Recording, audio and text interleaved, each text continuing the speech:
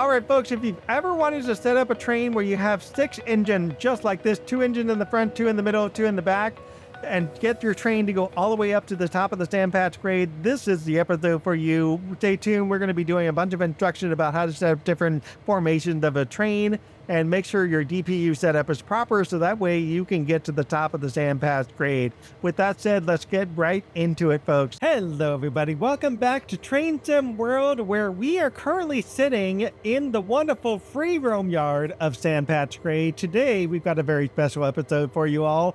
I had gotten this interesting request, and it's something I've been thinking about for quite some time. As you can see, there is a CSX engine right in front of me. I'll explain that one in just a second.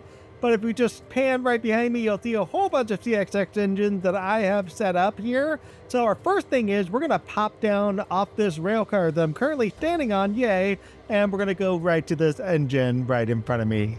All right, folks, so there is no way to get down. If you happen to save your game on top of a covered hopper, don't do such things because you cannot get off this train. Oh, see, the little icon comes up and then I lose it every single time. Let's see if I can E this thing. No, I cannot. So there's no... Wow, look at that. I fall right through the world. Good job, me. Wow, okay, that was a trip. That was a trip. I don't know what's going on there, folks. I don't know what's going on there. So anyways, what we're going to do with this covered hopper here is we are going to just lock the handbrake real quickly, put that in fully applied. That's going to become evident in just a minute once we board our engine. Again, the engine we are boarding is an SD40-2. For anybody who happens to want to know how to use the handbrake for this particular engine, right here in front of you is the handbrake button. So go ahead and just put that from release to 100% applied. Very, very important when you release this handbrake. If you happen to release the handbrake and you see the words release, such as you see here on the screen, it is not officially released. There's actually a little bit more handbrake to go, so just keep turning the thing until it's finally off there. We're going to go ahead and go inside this engine for a minute here, and we're going to turn on some lights. You could do this with the L button, or you could do what I'm doing and just turn the lights on ourselves. So let's go ahead and go inside the fuse cabinet for just a minute. We can't see anything, so we're going to turn this light off for just a second. If you want to test if your engine fuses are on, go ahead and use this little test button. We know the fuses are on because I was the one who personally loaded this train in. Probably the only thing you need to do is turn on the radio for this, but realistically, one engine is not going to need a radio. You probably don't need to worry about it. If you ever want to turn on all your warning devices, this is the button to do it, to get your warning devices on. For the sake of this episode, I'm not doing that, so I'm going to leave it off. And we're going to go ahead and pull the main breaker. If you happen to reset simulation physics, sometimes the issue is the main breaker is off. Other times the issue is the engine is completely off. As you can see, I cut off the engine there. So let's go ahead and plug that main breaker back in. We don't need anything else in the fuse cabinet. We are done here. In order to turn this train on, if you happen to do any kind of cold start of any kind, turn on the engine room light just so you can see what's going on back there. You will want to turn this particular isolation switch from run to start, stop, isolate. Very important, folks. Open the door, come out here, and as you notice, there is an engine behind me. The noise behind that engine will sometimes confuse you and go, oh, I hear the engine. This engine must be on, but it's actually not. And one of the problems with, in particular with sand patch grade, is this setup is always broken. So either the oil pump does not show the right value, it's off, so it should show 0, but when it's on, it will show 0. The other issue is the governor, which is this little handle right here. This guy, I cannot actually physically press this button no matter what I do. Some engines I can, some engines I can't. In the case of my SD40 right now, it's not working, so that's not going to help me. But if I could press the button, I can always tell because I'll hear the gas go when I press the button, if the engine's on, keep that in mind. But to turn this particular engine on, we got to prime the engine. Pulling it to the left, holding it down for about 4 seconds will prime the engine. Give it a little, gas in the carburetor, I guess you could say. Release the button, let it go back to neutral, and then pull it to the right. Hold the gas for a little bit if you need to. And eventually what you should hear is the official startup noise, but the problem with that is the startup noise doesn't always happen the way you think because you're constantly hearing the other engines around you. I've got a lot of engines around you, around me anyways, so sometimes you just can't hear that noise, and we're going to hope for the best that we did the startup right. We're going to go ahead and shut these doors, It worked a minute ago and now it's not working, so whatever. I'm not going to worry about it for now. We're just going to go ahead and shut the door and we're going to hope for the best. When your engine's officially turned on, we're going to put this back to run. That's going to be critical to get our engine going. We're going to find out if I really did start this or not. The number lights, we're going to go ahead and turn on our number lights. I'll explain what that is for a second. The headlight controls, we're just going to leave a single unit or intermediate unit. So what is the number lights referring to? Let's go back in the seat and we will go to camera 3. Oh yes, our engine's on, definitely. I can see these guys, the little heat coming off of this here. We are definitely on and our engine's starting to roll backwards because I'm bumping up against my rail car. That is why I put the brakes on for the rail car. So don't worry about a thing here. We're just gonna couple up, even though I'm not actually driving the train yet. This is going to naturally couple together and the box car is going to stop, or shall I say the grain car is going to stop the train for me. All right, folks, that told me the engine was on for sure. I decided to push the button one more time. I sat in the engine and you heard that sound. That sound was the sound of the engine shutting off. So let's go ahead and turn it back on one more time. Isolation switch to start, stop, isolate. We're going to go ahead and go outside, go into the engine room. I believe I left the lights off this time. If you use the lights, nope, it's still on good. We're going to go ahead and prime the engine again, pull it to the left one more time. Wait about 4 seconds, you'll hear a bunch of noise, like almost like a cranking sort of noise. Once you've done the 4 seconds, pull it over to the right. If we did this right, you should hear the cranking of the engine and it will go, kind of go, and then get going. But for the sake of this, we're going to assume it is on. There's no way I can check in the engine room whether or not it's working because there it goes. I can hear the sound now. I guess what I had to do is I had to sit in the engine first. Something important, folks, sit in your engine. Don't try to start your engine without like actually sitting in the train. The governor still doesn't work. The oil pressure is still off. So the only way I know this engine's running because I heard that startup sound, or I can check via the amperes when I'm actually sitting in the engine. Let's go ahead and get back in the seat. So I'm referring to this right here. So when the engine's officially on, I'll actually see the dial go back up. How to get the rest of the engine set up, very important. If you're looking for headlights, you're just gonna flip the headlight to dim and dim. And what will that do for me? That will actually go to camera 3 here for a second. That will turn on this headlight here real quick for the front, and for the rear headlights, you can't really see anything because they made the headlight so freaking dim. It's there, but you can't see the lights, but you know it's working because I have this wonderful copper, which definitely shows the lights are on.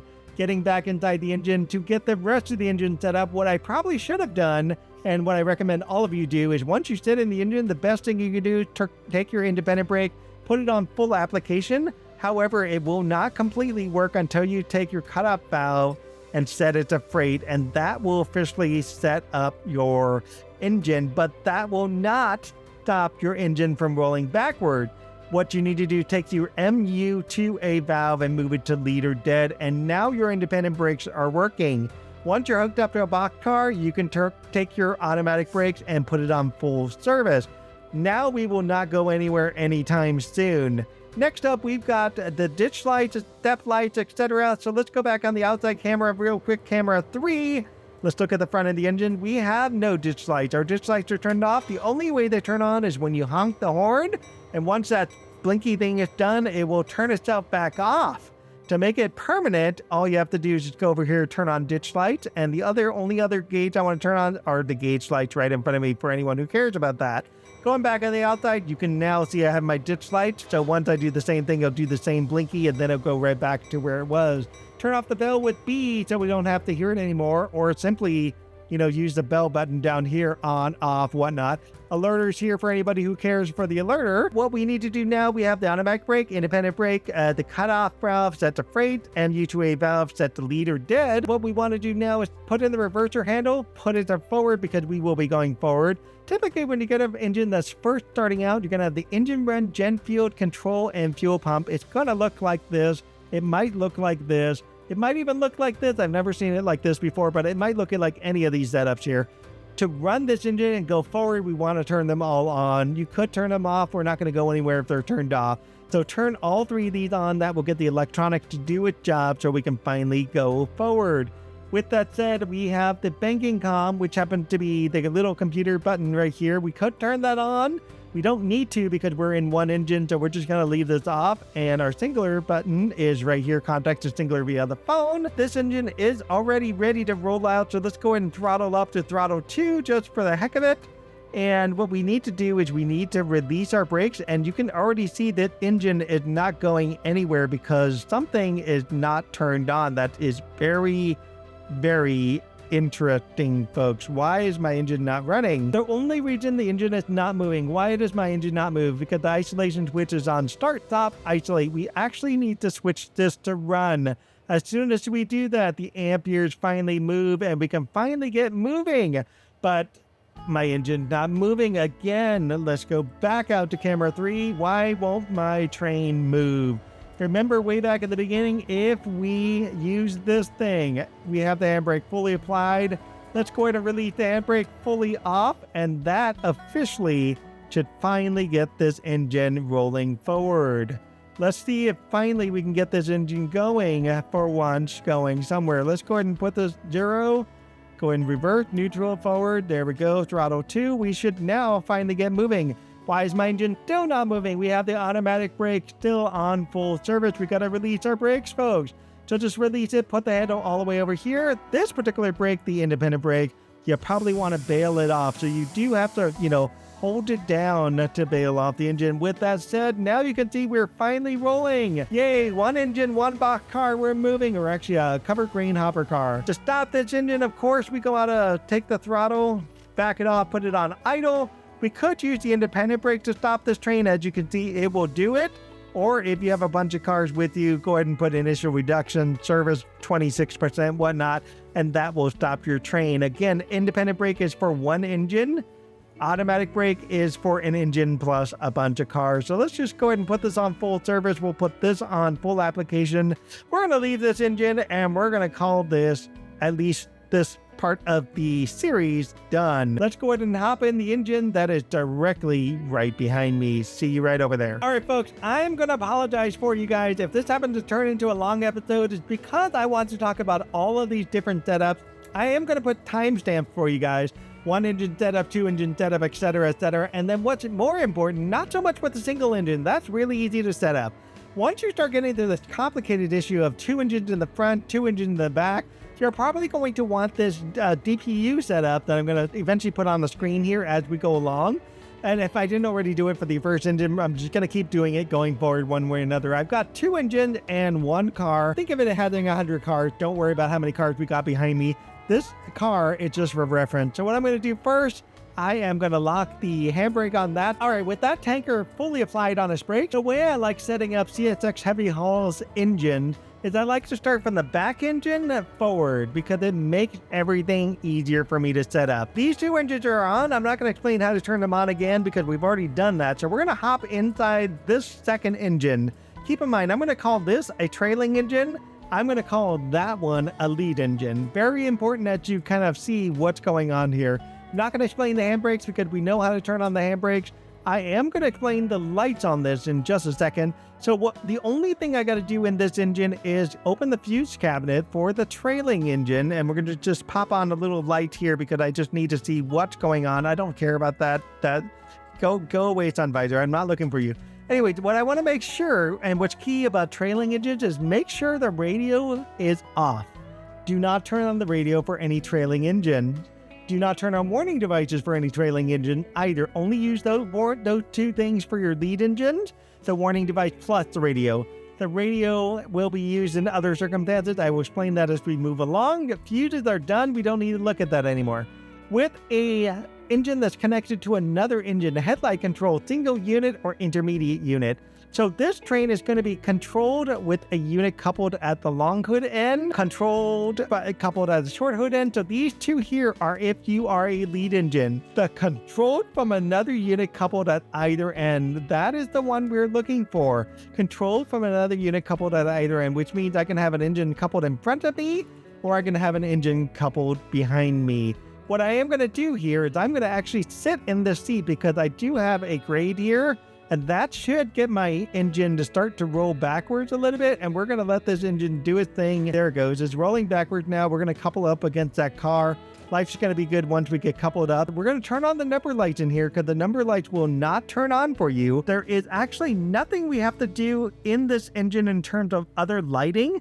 There's nothing that we have to do for the headlights in the rear, the headlights in the front. We don't have to put a reverser handle. We don't actually even have to turn on that brakes. We don't have to do any of that. What we have to make sure is that the automatic brake handle is on handle off. We do want to make sure the independent brake is on release. We do want to make sure the cutoff valve is set to cut out.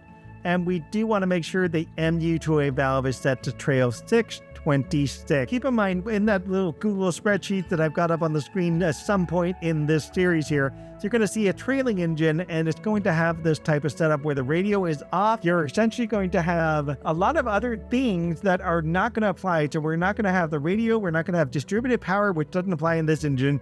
And we're not going to use any banking comm. And for the actual engine itself, no reverser is necessary. All we need to do is turn these switches off, all three. So if you turn all three switches off, what it's doing is sending control to the lead engine. So the lead engine's going to get the power. The lead engine's going to get the brakes. The lead engine's going to get all of the energy coming out of this engine. This engine not officially dead. If it's dead, I shut off the engine, right? Keep that in mind. We are officially coupled up. This engine is now officially set up as a trailing engine. I'm going to repeat this quite a few times what a trailing engine looks like, okay? So let's hop into our lead engine. By the way, if you use camera controls, the Control Plus, that will get you into the lead engine. Keep in mind, this lead engine is not actually hooked up to anything. In fact, it should not be hooked up to anything. So let's make sure we are actually in the same car. Oh, we are actually hooked up because this was hooked up to each other. So we're definitely in the right lead engine because that's the one I turned on the number light to. This one I did not.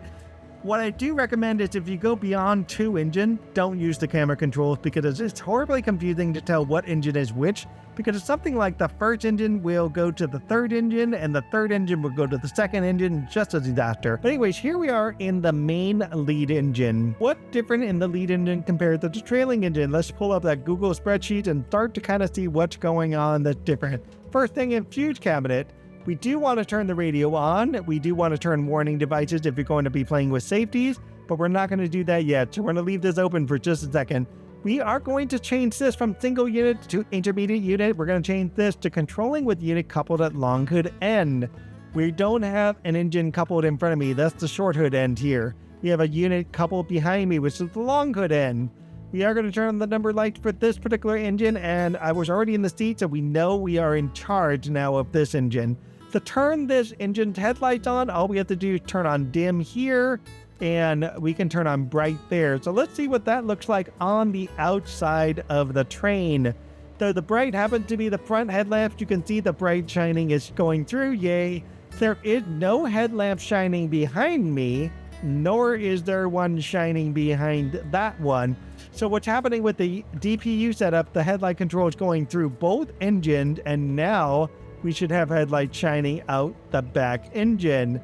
Now you'll notice there's nothing there, so let's go ahead and turn up that brightness. Going back here, you'll notice that the brightness is not on. Why is it not on? Because the engine is not communicating at all with the other engine.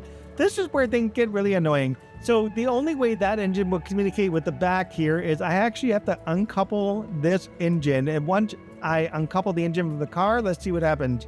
The light should start shining at this point, and it is not. Why are you not shining? Let's find out. Okay, there we go. We finally got our headlight shining. Yay, it's finally working, and the car is already ruined. There we go. Wow, what the heck, man. That was so much fun. So, glitchy San Factory.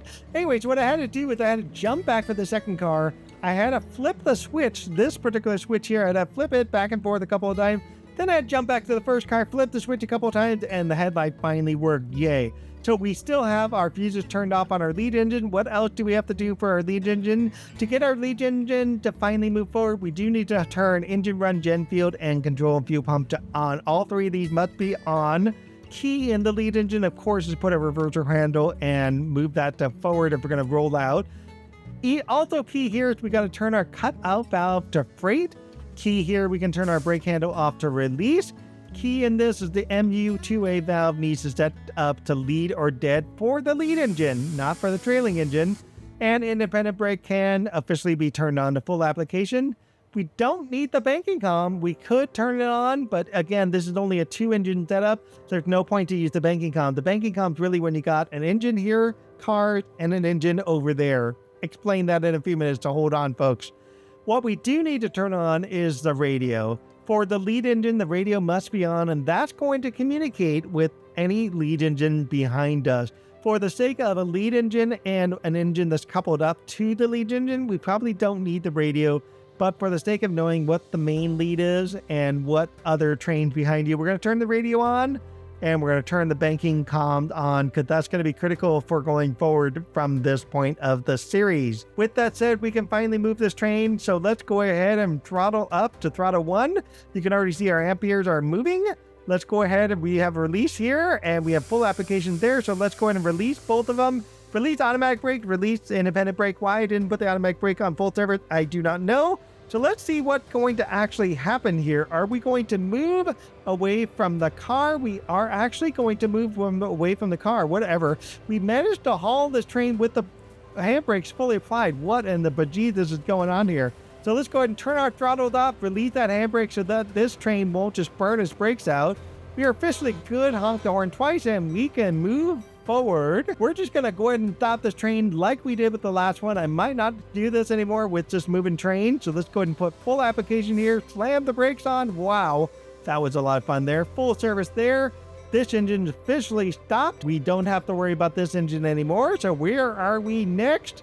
We've done a single engine setup. We've done 2-engine setup. What you guys might want to know about is what's going on with these 2 engines back there. So let's meet you right over there in just a second. Folks, I have been having a bunch of interesting crashes in Train Sim World 5, and I've noticed it's tied to ultra graphics. For whatever reason, these old missions are causing game crashes. So I'm going to say, I saved the game just for a second there, folks. So if you notice what's going on here, we have a lead engine, a trail engine, a boxcar, and an engine in the back. This might be something you might put together on free roam, so keep in mind 2 engines in the front, 1 engine in the back. The way, again, I like setting this up is I like setting it up from the back rather than the front. We're going to actually do something a little different with the back engine than we did, at least in the previous thing. We're going to start by setting this up like a standard lead engine. So let's go ahead and hop inside this engine and see what I'm going to do. First thing, to make sure your engine can properly work, sit in the seat. If you do this right, go ahead and put your engine on MU2A valve leader dead, and then put full application to your independent brake. That will keep your train from rolling backwards anywhere. From there, you can turn and release the automatic handle. You don't need the automatic handle if you have no rail cars behind you. If I'm just a standard engine, let's just be a standard engine. Cutoff valve, I'm going to leave a cutout just for a second to explain that. Don't need to look at the fuses because I'm not actually going to use anything. However, I want to make sure the radio is off for the sake of this engine temporarily. We will come back to that for a second. Headlight control, that's going to stay the same way. We're actually going to have no way to turn the headlights on from the back of the engine. So we need to leave it on headlight control single unit or intermediate unit because the rear dim headlights aren't going to work. We are going to turn that on to dim for a second. We're going to turn it on the front to dim for a second.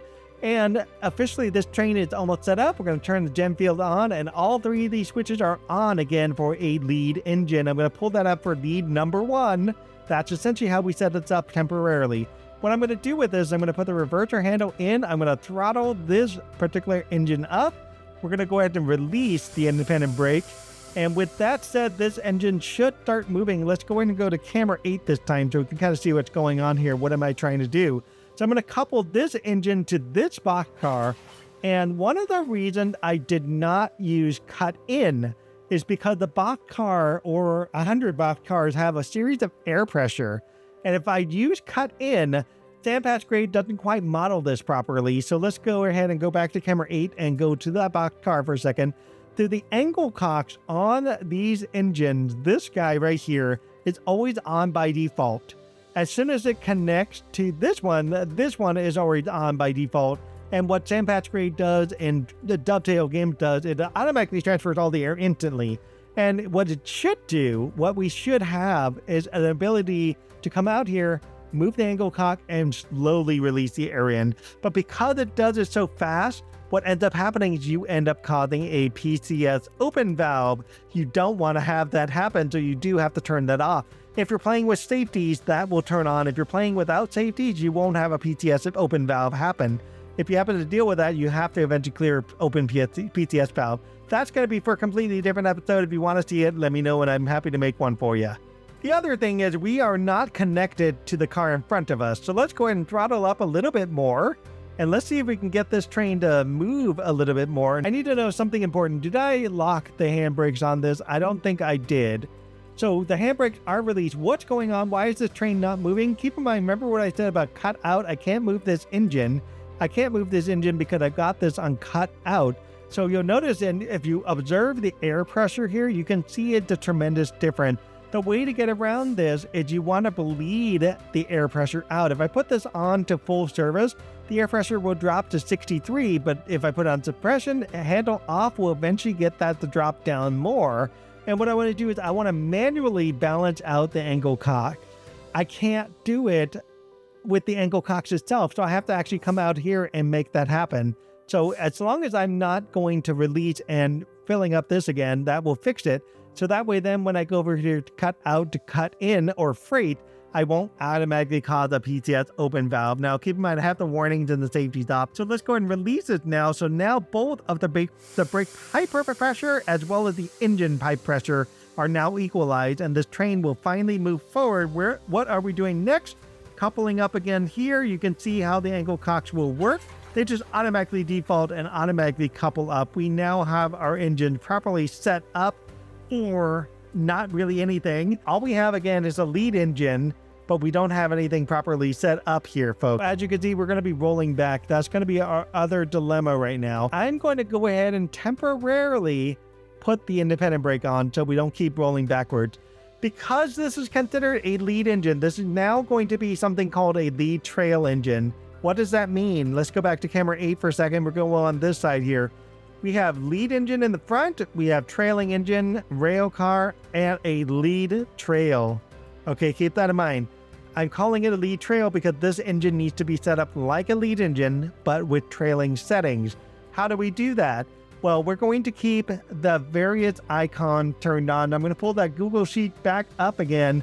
We're going to keep these three on. They will not be turned off. We are going to leave banking comm turned off. Make sure that's turned off. We're going to leave the automatic brake on release. We're going to turn cut off valve to cut out. We're going to turn MU2A valve to trail 626. We're going to release the independent brake. And as you can see, I've already got this locked out right now. So for temporary, we're going to leave that the way it is. We're going to come back to this in a minute. We're going to leave the rear headlights. If you want to use any rear headlights, that's the way to go about doing it. We're going to turn off the front headlights because we don't need it. What we do need to turn on is the radio. The radio needs to turn on for this particular engine, and I'm going to explain that in a few engines from now. Let's go ahead and close the fuse cabinet, hop out of here, and we're going to go ahead and go through the front door to the next engine. This is where things get a little confusing. This engine that we're going to sit in, we're going to go ahead and sit in the seat. Let's go to camera 2, see what we're looking at here. So we are no longer in this engine anymore. We are now officially in the second engine. My camera 2 happened to be on the opposite camera 2, so it doesn't really identify what engine we're sitting in. We're now sitting in the second engine. What is that called again? That is called your trailing engine. Google Sheets, please. Let's see what we're looking at. The trailing engine has something very important.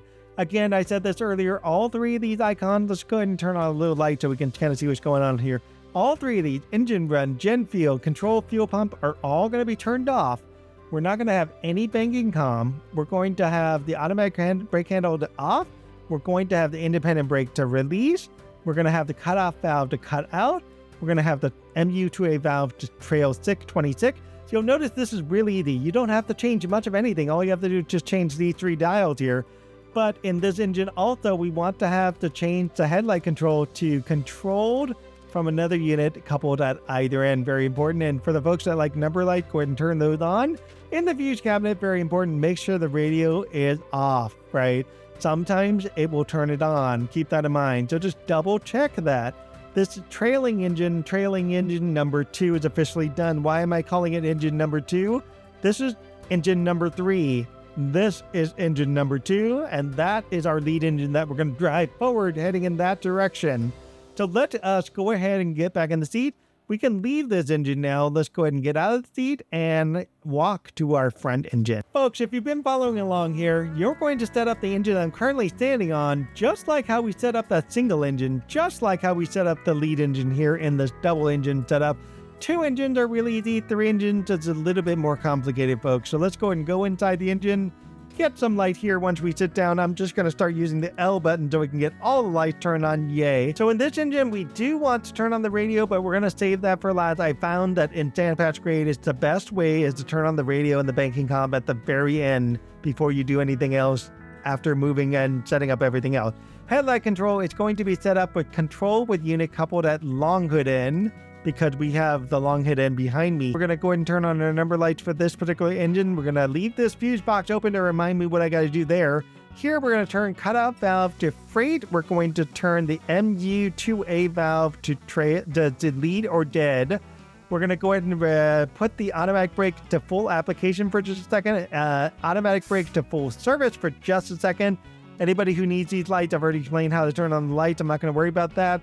We're going to turn the rear headlights. We're going to actually leave this one off because that's only going to affect this engine and the one behind me. We're going to turn the front headlights to dim temporarily because we're going to go forward here. Put reverser handle in, put that into forward. And again, with these 3 toggles, we need to turn on engine run, gen field, and control fuel pump. All 3 of these need to be on. Officially, if I throttle up here, you'll notice I've got some throttling action happening here. So the engine is officially on and ready to move forward. Will we move forward? Let's find out. Let's go ahead and release our automatic brake. We can see the brake pipes are filling up. Yay. And if I release my independent brake and bail that off, this engine should officially get moving. While we are here, we're going to go into camera 3 for a second. And where's my camera 3? Oh, good. So camera 3 for a second, we're going to go back to the back engine. I want to show you something. So if you've got this properly set up, you will be able to see a couple of things. We're going to open the window here. You'll notice I've actually got a reverser here sitting and it's shifted to forward. If I throttle up, nothing is happening in the throttle because this engine is actually still having some issues here. So let's go ahead and go back into the main engine. What is missing? We are going to turn on our radio. Turn that on so we can communicate with the engine behind us. Turn on the banking comm because again, it's going to communicate with the engine behind us. Once it's done, you can already see we're finally moving. So let's go ahead and go back into the back engine. You can now see when I'm in the back engine, the throttle moves. I'm not sitting there. So the throttle is finally moving. We're finally connected and communicating with the back engine. This is why the back engine is considered a lead trail. And this is why the very front engine is considered a lead engine, while the engine in the middle is a trailing engine. We've got a whole bunch of other engines to talk about here in this series. So folks, we are officially done with this one. Let's go ahead and stop the engine, park it, and I will meet you in the next engine. Folks, if you've liked this entire episode, if you like where we're going with this, please give me a like and subscribe and give me some comments and whatnot. And I'd love to hear your thoughts and your feedback. Should I continue this sort of thing and do engine instructional videos like this? If you're enjoying it, please let me know. I'm happy to do it for American Freight. At least I know those pretty well. But yeah, so what I did here is that this set right here is actually identical to the one we just did. The only difference now is this is your lead engine. This is now your lead trail engine, and the engine behind there is just a trailing engine. So how are we going to set this up any different?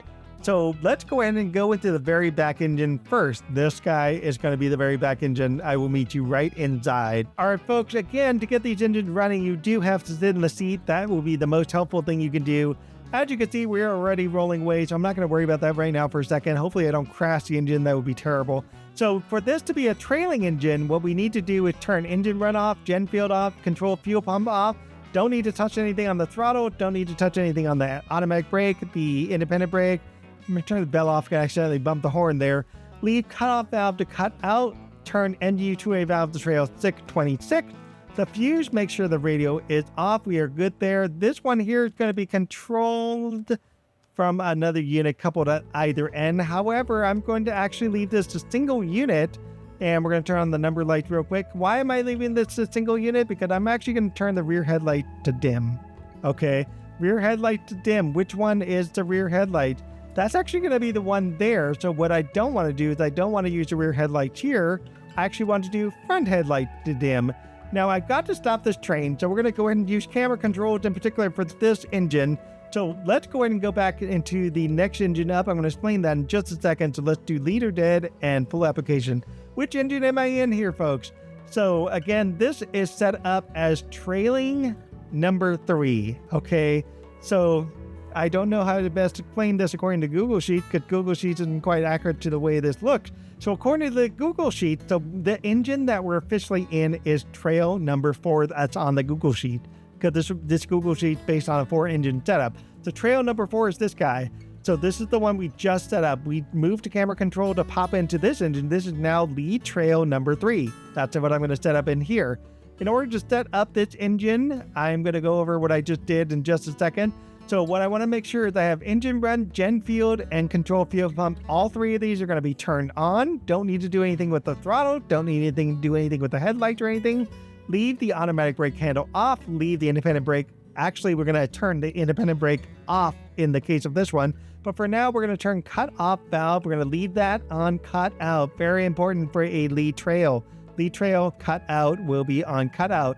MU2A valve is also going to be on trail 626, but because I want to move this engine, I am actually going to go connect it up with those guys over there. So let me do that for just a second. Let's go ahead and put this in forward, throttle this engine up, and get myself moving and attach it to the rest of the train. Why am I doing this? Because when you do free roam, you can't really just join up trains like single engine and single rail cars. So I had to set everything up separately. So whatever.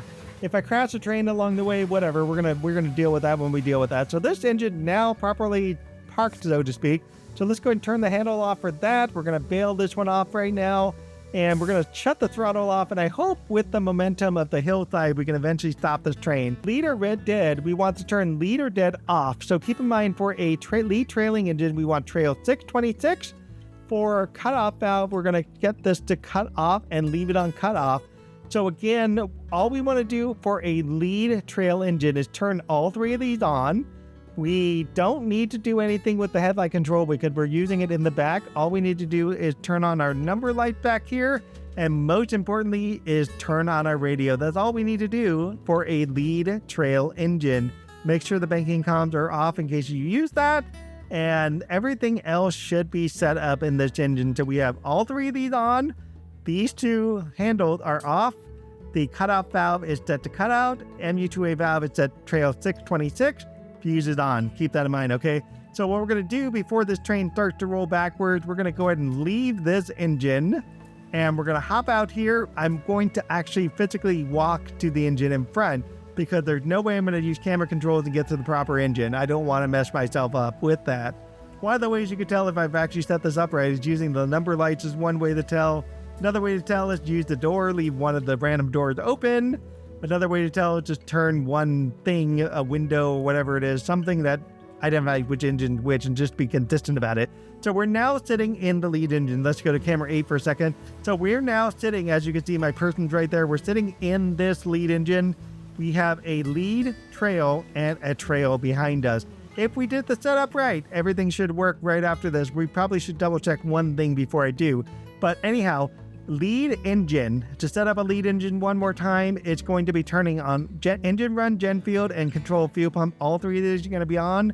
Put a reverser handle in, put that into forward, and this is where I got to go back there and pull the reverser out of the lead engine. I did. However, with the radio on, I shouldn't have to, but I will need to, and I'll explain that in just a second. So independent brake is going to be on full application. Cut off valve is going to be freight.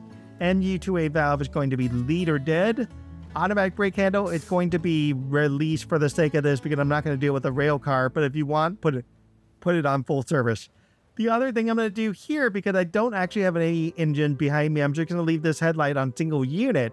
We're going to put this on for the number light, open the fuse box. We want to turn on the radio. If you want to turn on warning light, go for it. More power to you. But we want to turn on the radio and we want to turn on the banking comm. But before I do, let's just quickly turn the radio off. What I'm going to do is I'm going to meet you right back there in just a second.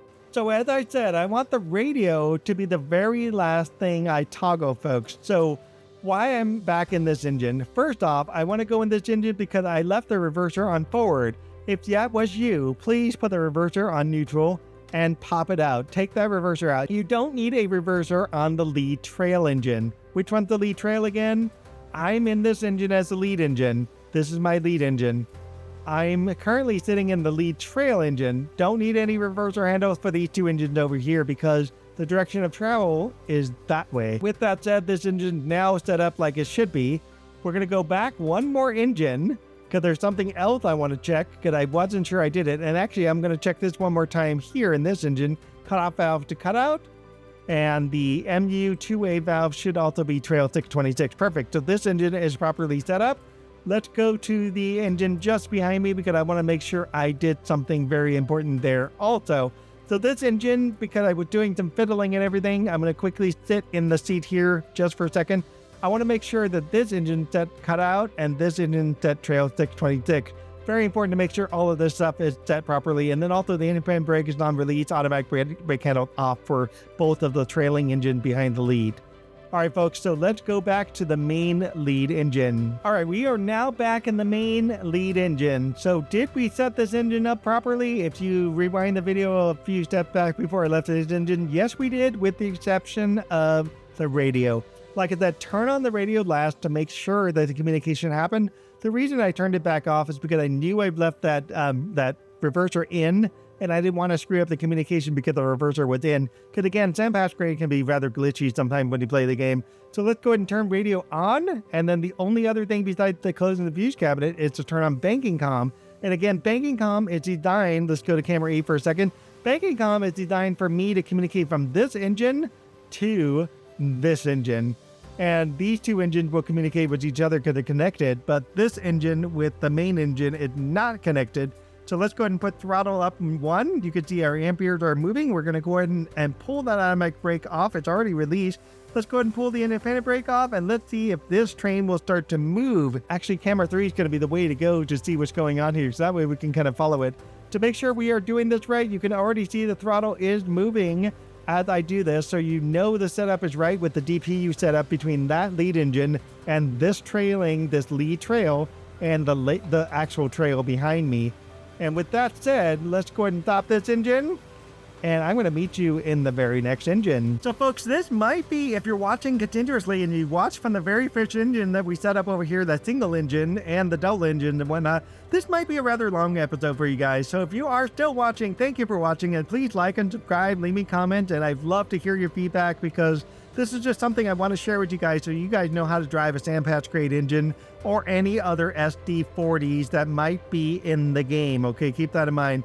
We are going to be setting up this next engine, going to be 2 engines here, plus 2 engines in the back. 2 in the front, boxcar, 2 in the back. This is usually a mile-long car. There's no way I'm going to record this with 2 engines in the front, 50 cars, and walk all the way to the back end. I made it simple. Anyway, so we're going to set this up. Again, the way I like doing setups, I like starting with the very back engine, not the front engine. And the reason for this in sandpatch grade, it's just wonky. You have to turn the radio and the banking comm on last for this type of setup. So it's the easiest to make sure everything is set up first and then do that radio switch on after. And it just saves you a whole lot of headache. We're going to go to the SD40 in the very back. All of these engines, by the way, if I didn't say this, every engine here is an SD40. If you want me to do this for a GP38, or if you want me to do this for an AC4400, more than happy to. Just let me know, leave me comments about it. So let's go ahead and go back in this very back engine that I'm walking toward. This very back engine is going to be our trail number 4. Finally, the Google Sheets match up to what's going on here, folks. Let's just hop up the steps here. I do have one more setup right behind us there. We're going to kind of explore that in just a second. As soon as I get in this seat, this engine's going to start rolling backwards. So before I do, let's go ahead and turn on a quick light here. We're going to turn on the number light real quick. The first thing I want to explain is we don't have to turn this headlight control on at all. Because this happens to be the front of the engine, what I'm going to do, all I'm going to do is turn on the headlight control to dim. So that way at least you can see the light behind you for anybody that cares about having light in the back. Normally there's a little red blinky thing when you have a bunch of rail cars, but some people like to have a headlamp in the very back. So if that's you, that's the way to go. The reason I say that is because sandpatch grade will not turn on that headlight when it's coupled up with a bunch of rail cars, because the idea is you don't need a headlight in the back when you're going forward. You're actually going to have a little blinky light that's going to be sticking on the back of the engine. But if you want to have the headlight, go for it. As soon as we sit in this, again, this is going to move. So let's go ahead and sit in here real quick. This engine at a lead, this engine as a trail number 4, all we have to do is turn off control and fuel pump, turn off engine field, and turn off engine run. Don't touch the throttles. Don't touch the automatic brake. Don't touch the independent brake. All you have to do is turn cutoff valve to nothing. Leave cutoff valve alone. Leave the MU2A valve alone. Don't turn on the banking comm, and do not turn on the radio. This is officially set up. So let's get out of this engine before we roll too far.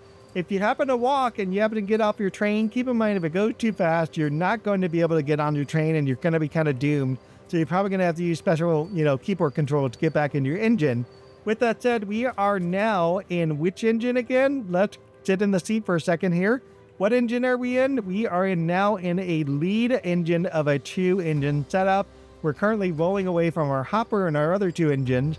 So what I'm going to do for you guys is I'm going to connect this to the hopper, and then I'm going to come back and set this up again one more time. So stay tuned for that just a second. All right, folks. So I am actually sitting in the main lead engine. I don't know if you can see me here in this thing. There I am. There's my little guy. Anyways, I'm currently sitting in the main lead engine. One of the things that would be beneficial is to put the independent brake on full application, put the MU2A valve to lead or dead just to get this to come up, and that will keep your train from moving. So I did this temporarily, so ignore what I'm doing right now other than just doing that to keep my train from moving. I'm going to go right back into the back lead car, and I'll come back at explaining things. All right, folks, so we had where we left off here before I decided to couple things up is we have finished setting up the trailing 4 engine, which is back there. Again, this is trailing 4. This is lead trail 3. That's how I'm describing it, okay? DPU lead. The reason I'm saying lead is really a shorthanded version of saying DPU lead. I'm really trying to say DPU lead. I just don't want to keep saying DPU lead. That's just going to be so annoying for me. So I just call it lead trail. Simple, right? And then this one again is a trailing engine number 2, and that one up there is trailing. It's a lead engine number 1, okay? Food for thought there. In case you're wondering why everything looks all of a sudden so different here, it's because my game crashed, and the last time I saved it was way over when I was doing these 2. Good job, me. These guys are still back there, whatever. So, but at least I fixed it, so we can at least continue on with this one. The game keeps crashing. Blame Uphill Game for that part. Tell them to fix it so I can keep making good videos for you guys. Getting back inside again, which engine are we on? We are in number 3, lead trail number 3. Lead DPU trail, whatever it is. Okay, so the Google Sheets will explain where we are, right? And to set up this particular engine, usually this engine has the little gen field turned off, right? So all we have to do in this engine, making sure that the engine run is on, the gen field is on, the control fuel pump is on. And because earlier I said to park your engine and put on the independent brake on the main lead engine, the one you're going to use to go forward, put that on first so your train's not just rolling down the hill on yourself. That way then you could just put the reverser handle that you had used maybe to hook up a car, and you could just put that over to neutral, and then you could just unplug it right here in the car so you don't have to go anywhere else, and you could just get on with your day. Keep in mind the lead trail will leave the handle off for the automatic brake, will leave the independent brake on release, will leave the cutoff valve to cut out, and we'll leave the MU2A valve to trail 626. Up here, you just want to make sure your number lights are turned on if that's your cup of tea. We're not actually going to use the head-eye control for anything on the rear engines.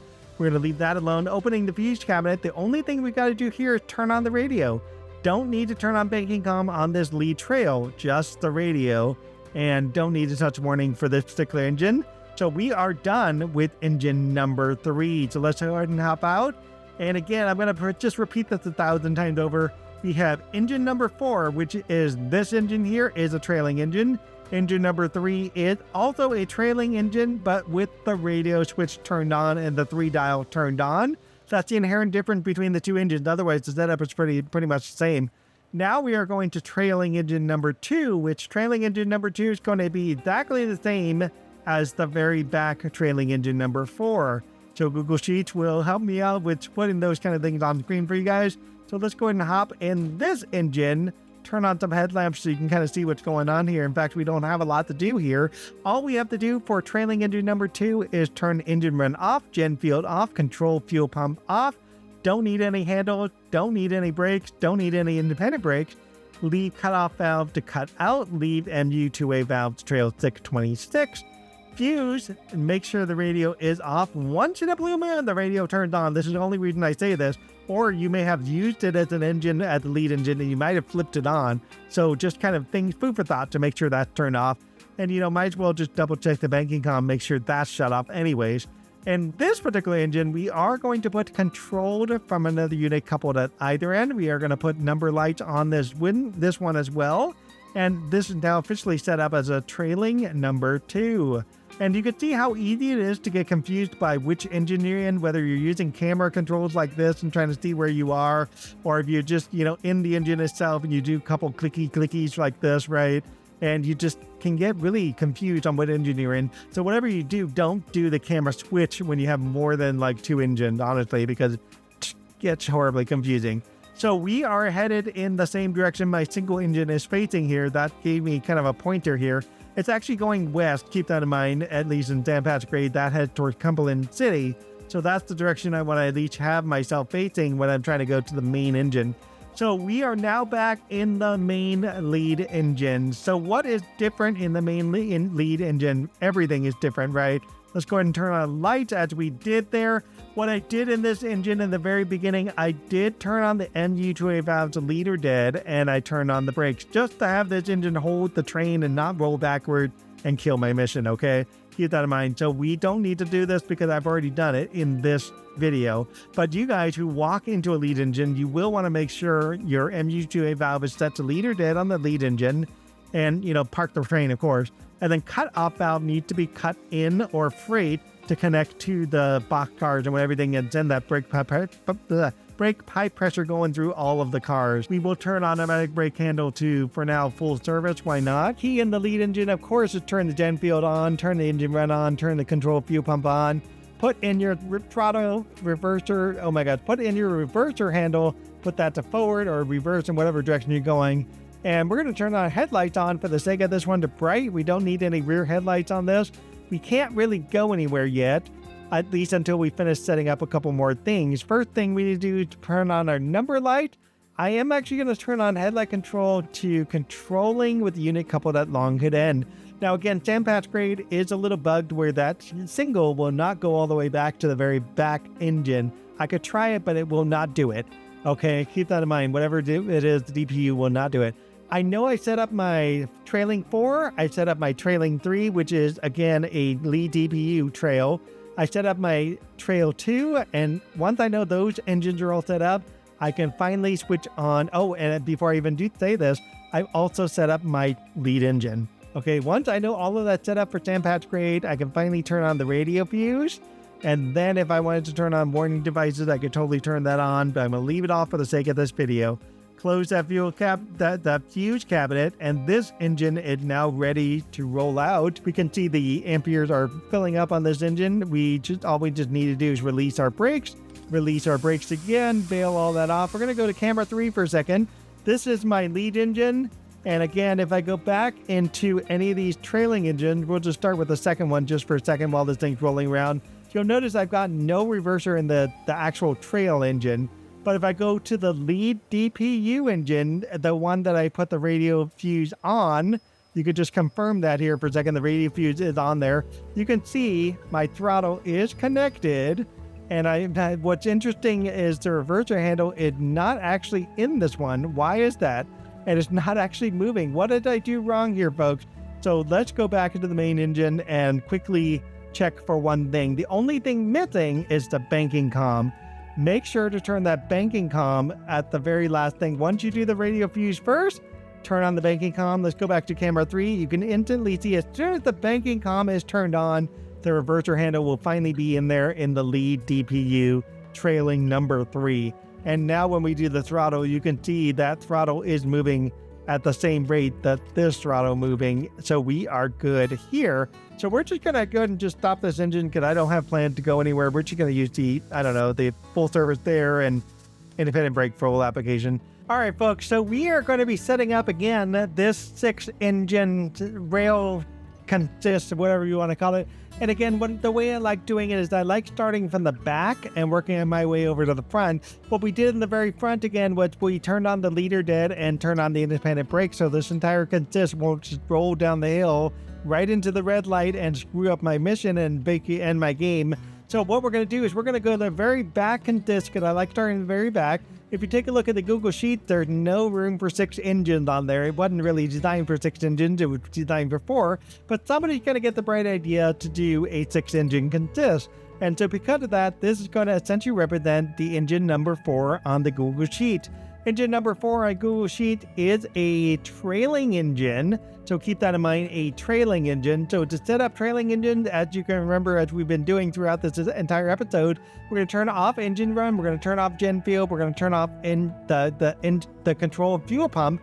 We're not going to have anything in the reverser, anything in the throttles, nothing like that. Our automatic brake's going to be off, our independent brake is off. Cutoff valve is set to cut out, the MU2A valve is set to trail 626. Make sure the banking comm is off. Make sure when you open the fuse cabinet, the radio is off. If you happen to want to do any headlights, you're welcome to. I'm going to leave this on single unit because there's no point to connect anything here because nothing's going to shine out the back end, especially when it's hooked up with a bunch of cars. It doesn't really work that way. So we're just going to leave this in single unit. If you really want to turn on the lights, you can just turn on the front headlight to dim or something so you can get a little light beaming out of there. With that said, the trailing engine number 4 is officially set up. We're going to go right into the next engine right behind us. So we are now in trailing engine number 3, or the lead DPU engine number 3. So again, lead DPU basically means we have to turn on the radio fuse in this particular engine, here. Keep in mind, as we set this up, we're going to have a trailing engine and a lead DPU. Trailing, a lead DPU, trailing, and then finally lead engine. So for the engine that I'm currently sitting in here, what we want to do is we want to turn on engine run, we want to turn on gen fuel, we want to turn on control fuel pump. Don't need any throttles or any reversers. We don't need to do anything with automatic brake handle. We don't need to do anything with the independent brake. We leave cutoff valve to cut out. We leave MU2A valve to trail 626. If we open the fuse cabinet, the only thing we want to do here is turn on the radio fuse. That's about it. And we can turn on number lights if you like, using number lights for any reason. This trailing DPU, also known as the lead trail that I like keep calling it that, or according to the Google Sheets, engine number 3 is officially set up. One of the reasons I did this setup with the auto rack here in front of me and the other box car in front of that is to kind of figure out what engine I'm in, so that way I don't get so confused of what train I'm in, because when you do this sort of setup, it's easy to accidentally go over here and call that a lead engine. We want to try to keep our train consistent as we go along.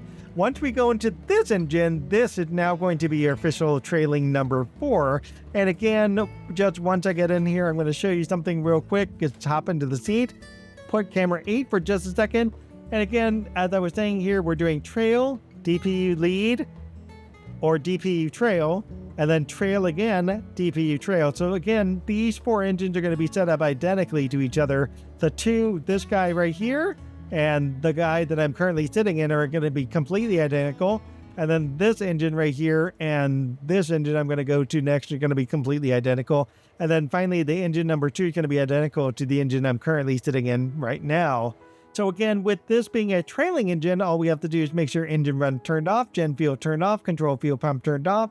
Nothing needed for reverser handle, nothing needed for automatic or independent brake. Leave the cutoff valve to cut out, leave the MU2A to trail 626.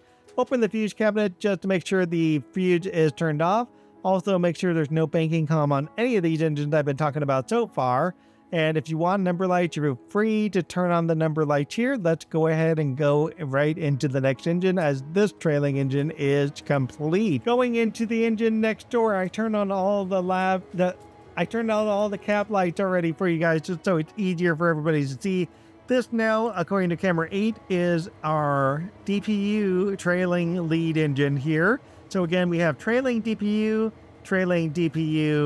and trailing, and finally lead engine. So let's go inside our DPU engine. The DPU engine, what's going to happen different here is we're going to turn on engine run, turn on gen fuel, turn on control and fuel pump.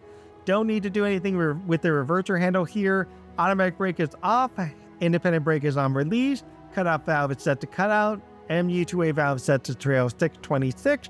key in this one, we want to make sure we turn on our radio fuse. So we will turn on our radio fuse there. Number lights, if you want to use them, you're welcome to turn them on. The banking comm, we're going to leave off in this engine, of course. And with that, this DPU engine is set up. Onward to the next engine in front of that yellow box car up at next. If you've been enjoying this, of course, leave me a like and subscribe. If you actually want to try to set up an engine like this in free roam, you now have the ability to do so and do so right, so you can finally get up to the stop at Sand Patch Grade.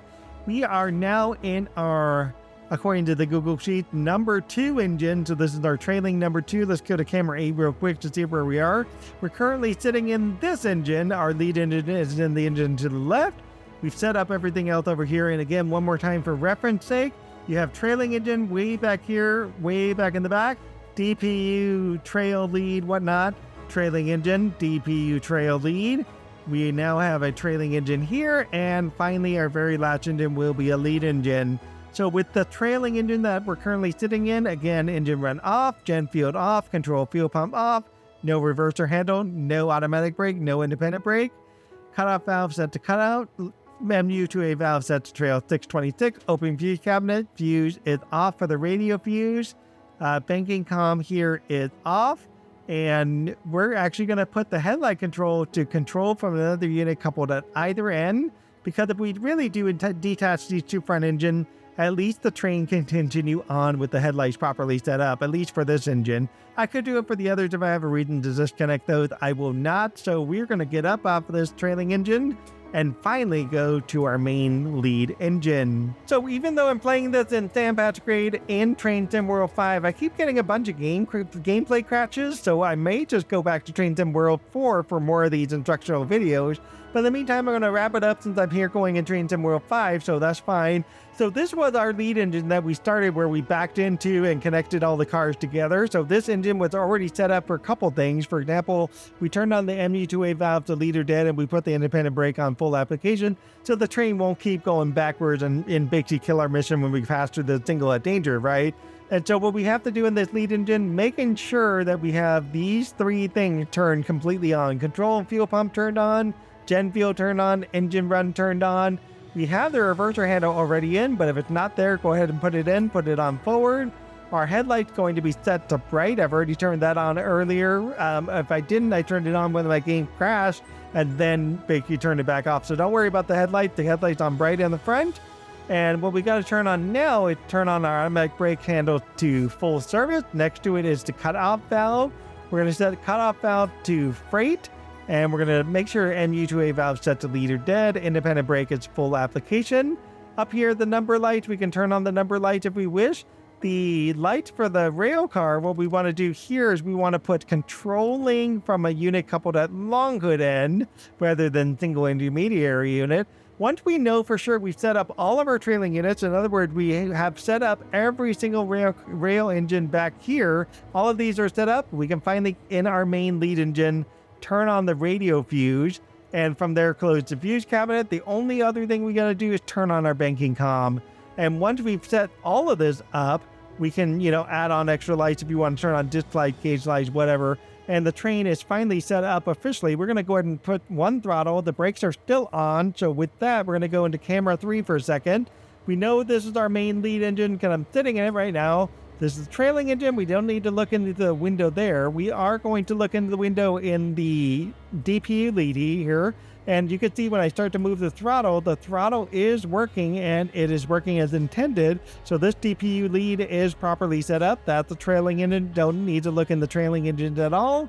This next DPU lead here, we can double check this one. You can see the throttle is moving as I move the throttles here. So we know this engine properly set up. So with that said, the entire consists of 6 engine, 2 box cars is finally set up. What that means is we can release the independent brake, bail that sucker off, release the automatic brake, and once everything finally filled up, we have to actually wait on the brake pipe pressure to pressurize this entire set because it's actually a much longer consist than the consist I've actually used on the other side over here.